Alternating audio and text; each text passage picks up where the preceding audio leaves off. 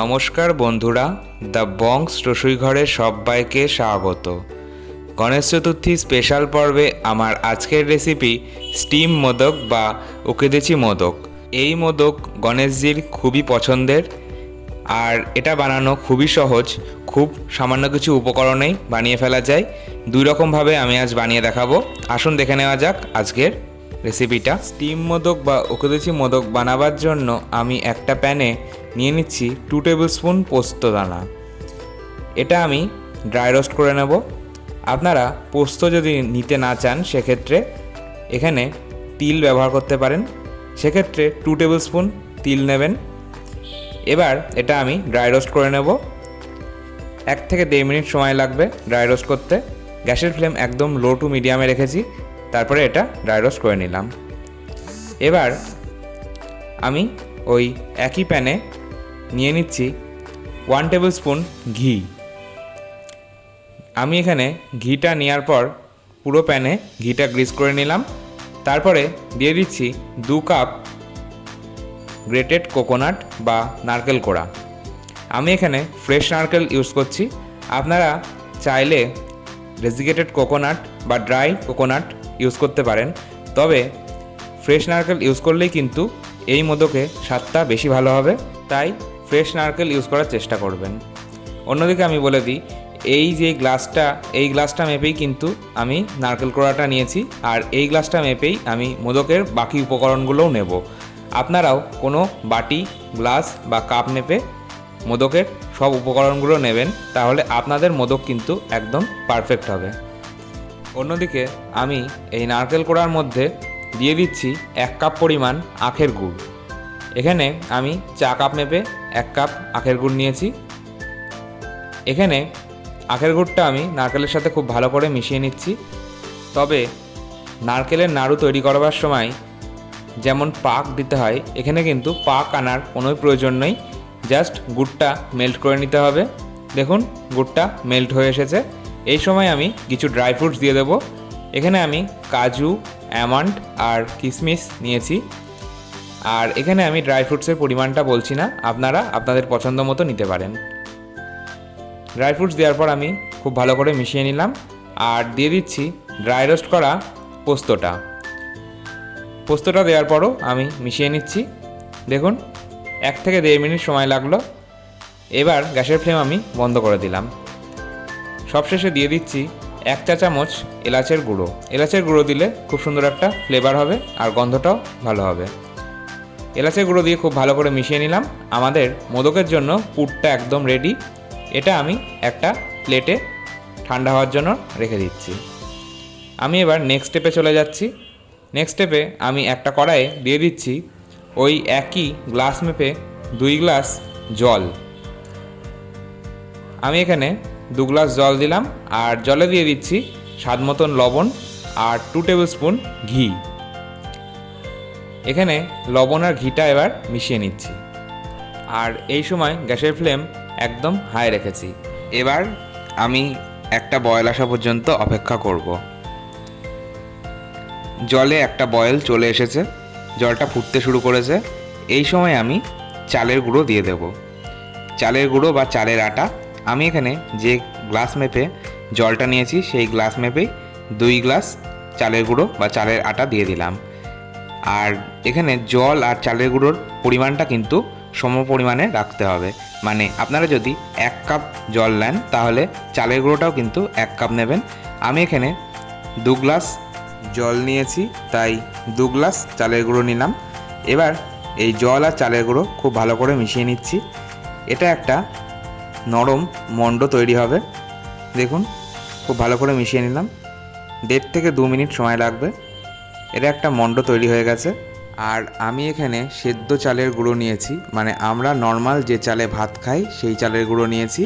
আপনারা চাইলে বাজারের কেনা চালের গুঁড়ো নিতে পারেন, আবার চাইলে বাসমতি চাল বা গোবিন্দভোগ চালের গুঁড়োও কিন্তু এখানে নিতে পারেন। যে কোনো চালের গুঁড়ো নিলেই এটা হবে।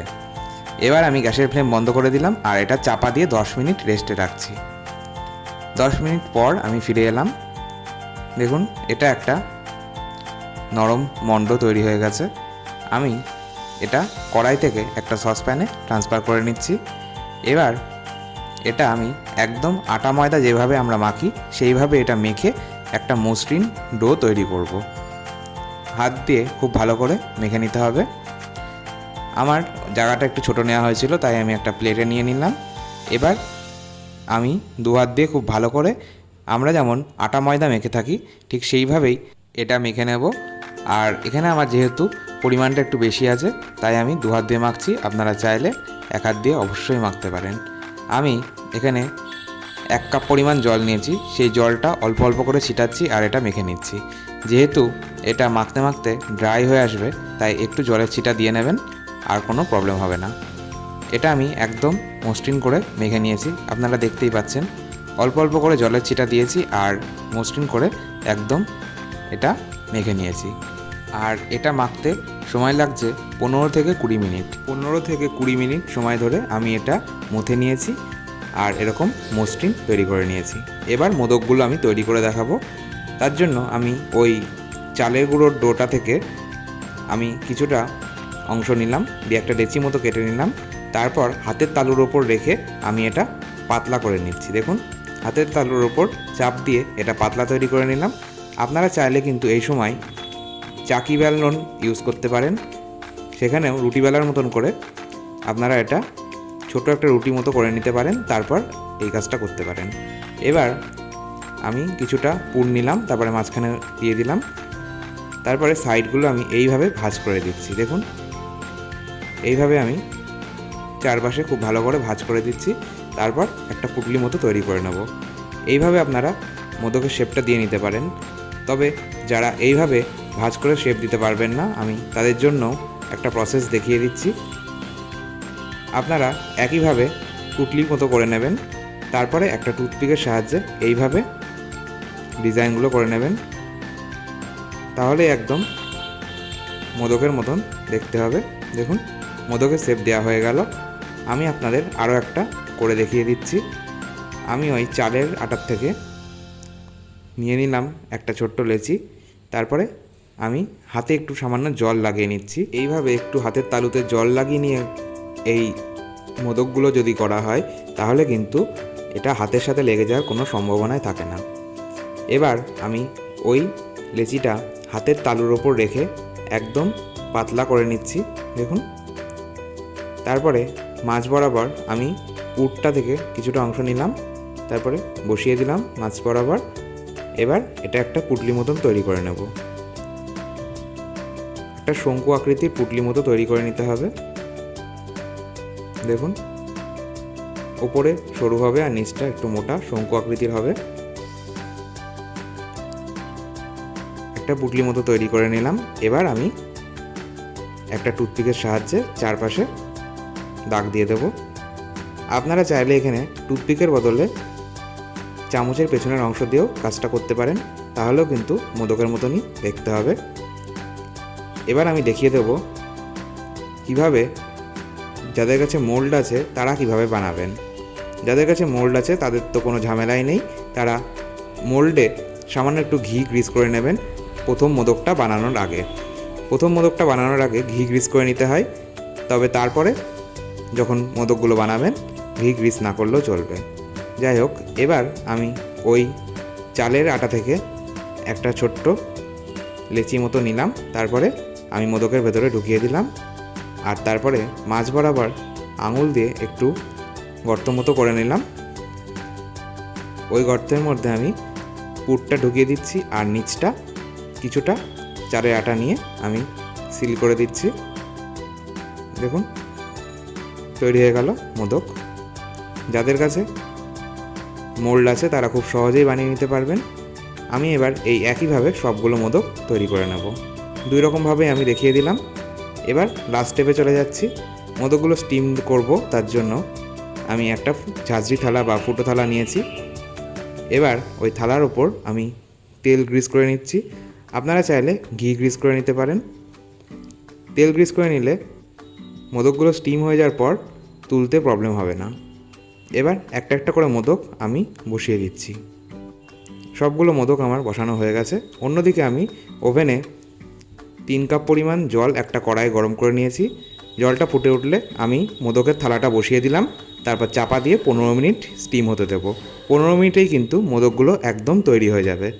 আমি আরও একটা প্রসেস দেখিয়ে দিচ্ছি। যাদের কাছে এই ফুটো থালা বা ঝাঁঝরি থালা নেই তারা কি করবেন, তারা এরকম একটা ছোট্ট ডিশ নেবেন। দেখুন, নর্মাল স্টিলের ডিশ এটা। এই ডিশের ওপর আমি একইভাবে তেল দিয়ে দিচ্ছি।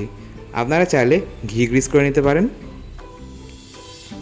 তারপরে আমি একটা একটা করে মোদক বসিয়ে দিচ্ছি। আমি যেগুলো মোল্ড ছাড়া তৈরি করেছি সেগুলো আমি বসিয়ে দিলাম এই প্লেটটার ওপর। এবার একইভাবে আমি একটা কড়াইয়ে 3 কাপ পরিমাণ জল গরম করেছি, সেখানে একটা ছোট্ট বাটি আমি বসিয়ে দিলাম। আপনারা চাইলে ছোট খাবারের স্ট্যান্ডও কিন্তু এখানে বসিয়ে দিতে পারেন। তার উপরে আমি প্লেটটা বসিয়ে দিচ্ছি। আপনারা একটু ভালো করে লক্ষ্য করুন, দেখুন কড়াইটা কিন্তু বড় আর ডিশটা কিন্তু ছোট। ঠিক এরকমই নিতে হবে যাতে ভেপারটা খুব ভালোভাবে যায়। এবার এটা আমি চাপা দিয়ে দেবো। একইভাবে 15 মিনিট চাপা দিলেই ওই মোদকগুলো তৈরি হয়ে যাবে। অন্যদিকে আমার ঝাঁঝরি থালার ওপর যে মোদকগুলো করছিলাম সেগুলো তৈরি হয়ে গেছে, আর এই মোদকগুলো তৈরি হয়ে গেছে। এবার আমি সবশেষে মোদকগুলো একটু ডেকোরেশন করব। তার জন্য আমি একটা বাটিতে 1 কাপ পরিমাণ দুধ নিয়েছি। দুধটা উষ্ণ গরম অবস্থায় ছিল, আর দুধের মধ্যে 2 পিঞ্চ কেশর আমি ভিজিয়ে রেখেছিলাম। তারপরে আমি মোদকের ওপর এই কেশর দুধটা 1 চামচ করে দিয়ে দিচ্ছি। সবগুলো মোদক আমার তৈরি হয়ে গেল।